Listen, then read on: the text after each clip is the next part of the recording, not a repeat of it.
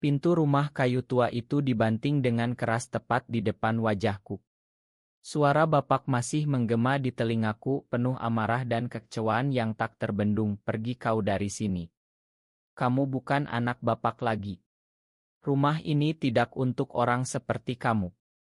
Air mata mengalir di pipiku bercampur hujan deras yang turun malam itu di Bandung. Aku, Andi Wijaya, baru berusia 20 tahun, berdiri sendirian di halaman depan rumah keluarga dengan tas ransel kecil berisi pakaian seadanya. Semua karena aku memberanikan diri mengatakan yang sebenarnya, aku mencintai seorang laki-laki. Malam itu menjadi titik balik dalam hidupku, awal dari perjalanan panjang yang penuh air mata, perjuangan, dan akhirnya kebangkitan. Aku berjalan tanpa tujuan, kaki terasa berat seperti membawa beban seluruh dunia. Kampung kecil di pinggiran Bandung yang biasanya ramai dengan suaraan dan anak-anak bermain sekarang terasa sepi dan dingin. Aku ingat wajah ibu yang menangis di balik jendela, tangannya terulur seolah ingin menahanku tapi tak berani melawan bapak. Kakak perempuanku hanya diam, mata penuh kekecewaan. Di Indonesia ini, menjadi gay bukan hanya masalah pribadi, tapi aib keluarga, dosa di mata tetangga, dan kutukan bagi garis keturunan. Sejak kecil aku sudah belajar menyembunyikan perasaanku. Di madrasah, aku berpura-pura suka cewek, ikut pengajian malam, sholat 5 waktu tepat waktu. Tapi saat SMA, ketika bertemu Riko di klub basket, semuanya berubah. Kami berteman dekat, lalu lebih dari itu. Malam ketika bapak menemukan cat kami di ponsel yang kutinggalkan di meja makan, dunia runtuh dalam sekejap. Ini haram. Ini dosa besar, teriaknya sambil membanting ponsel itu. Sekarang aku sendirian. Dengan sisa uang Rp 200,000 di saku, aku naik angkot ke stasiun kereta, lalu naik kereta ekonomi ke Jakarta. Perjalanan 3 jam itu terasa seperti selamanya. Aku duduk di bangku keras, memandang keluar jendela yang berkabut, memikirkan masa depan yang gelap. Di Jakarta, aku tiba di stasiun Gambir saat subuh. Kota besar ini menyambutku dengan bau asap knalpot, suara klakson, dan keramaian yang membuatku merasa semakin kecil. Aku berjalan ke taman dekat Monas, tidur di bangku taman dengan tas sebagai bantal. Dingin menusuk tulang, tapi lebih dingin lagi hati ini. Besok paginya aku mulai mencari kerja. Dari warung nasi goreng di pinggir jalan, aku cuci piring dengan upah Rp 50,000 sehari. Bosku, Pak Hadi, pria tua yang baik hati, tak banyak tanya kenapa anak muda seperti aku tidur di jalan. Malam-malam aku berjalan ke masjid untuk sholat, mencari ketenangan, tapi doaku selalu diakhiri pertanyaan, mengapa aku seperti ini? Mengapa keluargaku tak bisa menerima? Beberapa minggu kemudian, di sebuah kai kecil di Kemang yang ternyata ramah bagi komunitas seperti aku bertemu dengan Rian. Dia lebih tua, 28 tahun, bekerja sebagai desainer Grace Relance. Kamu baru di sini ya? Wajahmu seperti baru kehilangan segalanya, katanya sambil menyodorkan secangkir kopi hitam. Kami ngobrol sampai larut. Rian cerita dia juga diusir dulu dari Purwokerto, tapi sekarang punya hidup yang cukup. Kita harus saling bantu, bro. Di sini banyak yang seperti kita, tapi harus hati-hati. Indonesia belum siap dengar cerita kita secara terbuka. Malam itu aku tidur di sofa apartemen kecil Rian di Tebet. Untuk pertama kalinya setelah diusir, aku merasa ada harapan. Tapi perjuangan baru saja dimulai. Pagi-pagi aku ikut Rian ke kai tempat komunitas berkumpul diam-diam, ada sekitar 10 orang, semua pria muda yang punya cerita serupa, diusir, dipaksa nikah, atau hidup sembunyi. Kami berbagi cerita, saling beri semangat. Aku mulai belajar bahwa aku tidak sendirian. Tapi setiap malam, aku masih menangis diam-diam, merindukan pelukan ibu, suara bapak yang dulu bangunin subuh untuk sholat. Aku kirim pesan ke nomor ibu, aku baik-baik saja di Jakarta. Makan Andi. Tak ada balasan. Hari-hari berlalu dalam rutinitas, Kerja cuci piring pagi, belajar otodidak coding malam hari di warnet murah, dan bertemu komunitas. Aku mulai menyimpan uang sedikit demi sedikit. Rian ajari aku membuat sederhana, cari lowongan magang di startup kecil. Setelah 2 bulan, aku dapat pekerjaan sebagai admin di sebuah perusahaan e-commerce kecil di Sudirman. Gaji Rp 5 juta cukup untuk kos kecil dan makan. Tapi tekanan dalam hati tetap ada. Aku sering bertanya pada diri sendiri, apakah aku akan selamanya sembunyi? Apakah aku pantas bahagia? Di akhir bulan kedua, saat hujan lagi mengguyur Jakarta, aku duduk di balkon kos, memandang lampu-lampu kota yang berkelap-kelip. Aku tahu perjalanan ini baru permulaan. Tapi entah mengapa, di tengah kesepian itu ada api kecil harapan yang mulai menyala. Pagi berikutnya di kantor kecil itu, aku mulai merasakan ritme baru hidup. Bosku Mbak Sinta, wanita energik berusia 35 tahun, tak tahu rahasiaku dan tak pernah tanya. Aku belajar cepat, dari input data sampai bantu desain landing page sederhana. Rian sering datang malam hari ke kosku, bawa mie instan dan cerita lucu tentang kliennya yang aneh.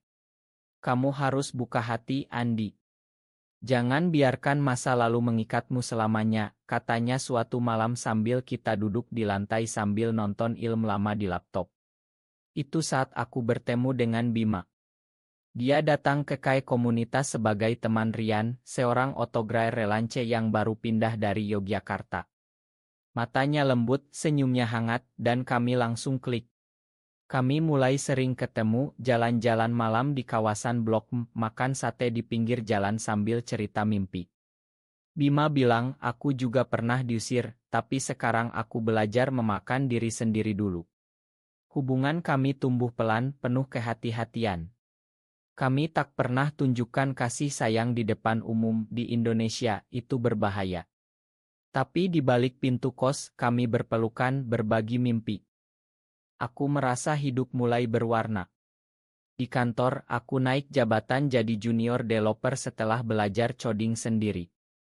Gaji naik jadi Rp 4 juta. Aku kirim uang ke ibu diam-diam lewat transfer tanpa nama. Tapi suatu hari, Bima mulai berubah. Dia sering marah kalau aku bicara tentang masa depan terbuka. Kamu gila ya? Kalau keluargaku tahu aku mati. Tekanan sosial mulai menggerogoti kami. Aku coba ajak dia ikut acara komunitas, tapi dia tolak. Aku ingin hidup normal, Andi. Nikah, punya anak, meski pura-pura. Kata-kata itu seperti pisau. Malam itu kami bertengkar hebat. Bima pergi sambil bilang, kamu terlalu idealis. Dunia nggak seindah yang kamu bayangin. Aku duduk sendirian, hati remuk lagi. Rian datang menghibur, banyak yang seperti itu, bro. Mereka takut, tapi kamu harus kuat. Aku hampir menyerah. Kerja terbengkalai, aku sering absen, bos marah. Tapi Rian paksa aku bangun. Kamu punya bakat coding. Buat sesuatu yang berguna untuk kita semua. Ide itu muncul saat aku duduk di warung kopi, aplikasi sederhana untuk komunitas, tempat berbagi cerita aman, lowongan kerja rahasia, dan konseling online. Aku namai sembunyi dulu, tapi kemudian ubah jadi harapan. Aku coding malam-malam, Rian bantu desain. Modal awal dari tabungan dan pinjaman kecil dari teman komunitas. Saat peluncuran beta, hanya 50 user, tapi adbite positif. Ini yang aku butuhin sejak diusir, komentar satu user. Tapi saat itu aku belum tahu bahwa aplikasi ini akan jadi pondasi kerajaan kecilku. Sementara itu aku dengar kabar dari kampung, bapak sakit tapi ibu tak berani hubungi. Aku kirim uang lebih banyak, tapi tetap diam. Perpisahan dengan Bima mengajarkanku bahwa cinta pertama sering kali adalah pelajaran, bukan akhir. Aku mulai fokus pada diri sendiri, olahraga lari pagi di taman, baca buku tentang psikologi, dan bangun bisnis. Tahun pertama bisnis berjalan lambat, tapi setiap user baru seperti obat untuk lukaku. Aku sadar, perjuangan ini bukan hanya untuk aku, tapi untuk ribuan pemuda seperti aku di seluruh Indonesia. Tahun kedua di Jakarta terasa seperti roller coaster. Aplikasi Harapan dimulai berkembang. Aku rekrut 2 programmer relance dari komunitas, Rian jadi partner desain. Kami pindah ke kantor kecil di kawasan Senayan, sewa 3 juta sebulan. Investor pertama datang dari teman Rian, seorang pengusaha tertutup yang paham perjuangan kami. Ini bukan bisnis biasa, ini misi, katanya saat transfer dana 50 juta. Aku kerja 18 jam sehari, coding, meeting, marketing diam-diam lewat grup WhatsApp. User naik jadi 5,000 dalam 6 bulan. Cerita mereka menyentuhku, anak dari Medan yang diusir, mahasiswa dari Makassar yang bunuh diri hampir, ibu rumah tangga di Semarang yang sembunyi identitas suaminya. Aku tambah itur konseling dengan psikolog volunteer yang paham isu. Tapi tekanan sosial tak berhenti. Suatu hari, berita di grup komunitas, ada raya di kaya tempat kami biasa kumpul. Beberapa teman ditangkap polisi dengan tuduhan penyimpangan. Aku panik, hapus semua data pribadi, tapi bisnis harus terus. Saat itu aku bertemu Dika. Dia datang sebagai user, seorang seniman graffiti yang aktif di isu hak asasi. Kami ketemu di kai rahasia, ngobrol sampai pagi. Dika bilang, kamu membangun jembatan, Andi. Jangan biarkan takut menghentikanmu. Cinta kami tumbuh pelan, lebih matang dari yang dengan Bima. Kami saling dukung tanpa paksaan. Dika ajari aku bahwa kebahagiaan tak harus terbuka di depan dunia, tapi harus jujur pada diri sendiri. Bisnis berkembang, kami dapat dana seri A dari investor Singapura yang tertarik dengan model social impact meski tak tahu rahasia di baliknya. Aku beli rumah kecil di Depok untuk ibu kalau suatu hari dia datang. Tapi keluarga masih diam, kakakku kirim pesan sekali, bapak masih marah, jangan pulang dulu. Aku paham, tapi sakit. Di tengah kesuksesan kecil ini, ada krisis, saingan bisnis curi ide aplikasi, sebarkan rumor bahwa Harapan adalah tempat penyimpangan. User turun, aku hampir bangkrut. Malam itu aku menangis di pelukan Dika. Mungkin aku memang tak pantas sukses, kataku. Dika jawab, kamu sudah selamat sejauh ini. Bangkit lagi. Kami kerja lebih keras, tambah itur priasi super ketat, kampanye lewat influencer tertutup. Akhir tahun ketiga, user kembali naik ke 20,000. Aku sadar, setiap kegagalan adalah ujian untuk tumbuh. Perjalanan ini mengajarkanku bahwa identitas bukan beban, tapi kekuatan kalau kita peluk. Tahun keempat hingga keenam adalah masa emas dan badai sekaligus. Harapan terbranding jadi Dilumina Apps, aplikasi yang tampak biasa untuk komunitas sosial tapi punya lapisan rahasia untuk support web. Kami dapat investasi besar 2 miliar, kantor pindah ke gedung modern di Tamrin. Aku jadi CEO di usia 20 genep dengan 25 karyawan. Dika jadi kreatif direktor, hubungan kami semakin dalam. Kami pindah ke apartemen bersama di Kuningan, tempat pertama kali kami benar-benar hidup sebagai pasangan di balik dinding. Tapi tekanan tak hilang. Media mulai curiga startup ini terlalu fokus ke isu sensitif. Ada ancaman dari kelompok konservatif. Aku harus sering meeting dengan pengacara, pastikan semua legal dan aman.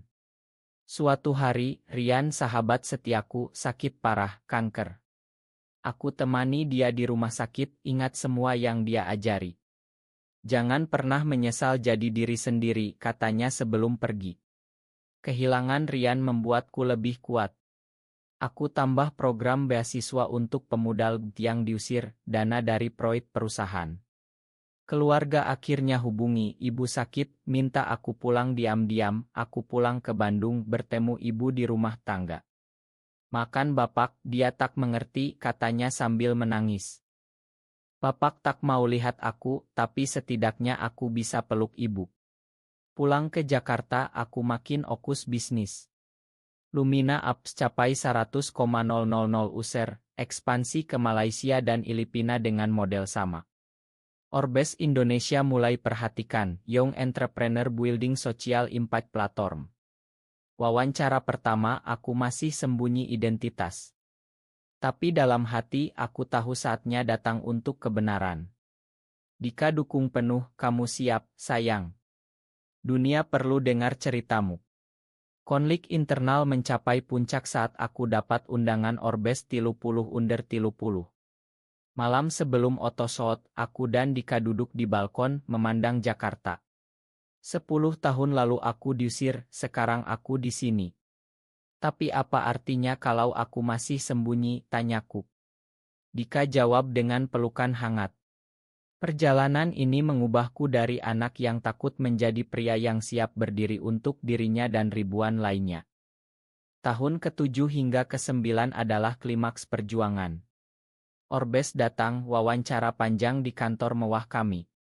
Reporter tanya tentang inspirasi. Aku hampir bilang semuanya, tapi masih tahan. Bisnis meledak, valuasi perusahaan rp 150 miliar. Kami buka cabang di Surabaya dan Medan. Tapi ada badai besar, seorang mantan karyawan yang dipecat sebarkan rahasia ke media bahwa Ceolumina adalah gaidan perusahaan ini penyamaran untuk agenda. Berita meledak di media sosial. Ancaman datang, boikot dari kelompok radikal. Investor panik, beberapa tarik dana. Aku harus hadapi rapat darurat, jelaskan bahwa misi kami adalah dukungan manusia, bukan politik. Dika di sampingku sepanjang waktu, pegang tanganku diam-diam, kita hadapi bersama, bisiknya. Aku putuskan tampil di podcast besar, cerita sebagian, aku pernah diusir karena siapa aku. Sekarang aku bangun perusahaan untuk bantu yang seperti aku dulu. Respon campur aduk, tapi user naik drastis. Keluarga akhirnya tahu dari berita. Bapak kirim pesan, pulanglah, kita bicara. Aku pulang dengan Dika. Pertemuan emosional, Bapak menangis, aku takut kamu menderita di dunia ini. Kami bicara panjang, tak langsung total, tapi pintu terbuka.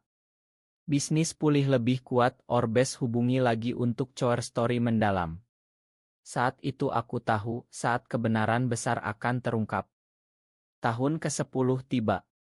Orbes Indonesia edisi khusus, Andi Wijaya, pengusaha muda yang mengubah trauma menjadi empire sosial. Di wawancara utama, aku akhirnya bilang semuanya, ya aku gay.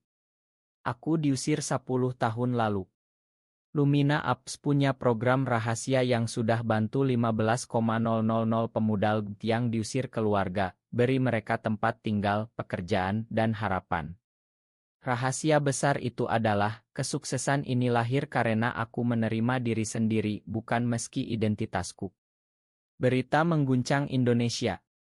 Ada pujian, ada hinaan, tapi dampaknya luar biasa. Ribuan pesan masuk, cerita baru muncul. Keluarga datang ke Jakarta, Bapak peluk aku untuk pertama kalinya setelah 10 tahun, makan Bapak, nak. Ibu menangis bahagia lihat Dika. Kami rayakan kecil-kecilan di apartemen, Dika dan aku berpelukan di balkon, memandang kota yang dulu menyambutku sebagai pengembara. Perusahaan kini punya fondation resmi, beasiswa nasional. Aku dan Dika rencanakan masa depan, mungkin adopsi, terus bantu komunitas. Perjalanan 10 tahun ini mengajarkanku bahwa luka bisa jadi kekuatan, penolakan bisa jadi bahan bakar, dan cinta sejati lahir dari kejujuran. Malam itu, saat Dika peluk aku erat, aku tersenyum. Aku sudah pulang bukan ke rumah lama, tapi ke rumah yang kubangun sendiri. Apakah menerima identitas diri sendiri selalu membawa kesuksesan? Benar atau salah?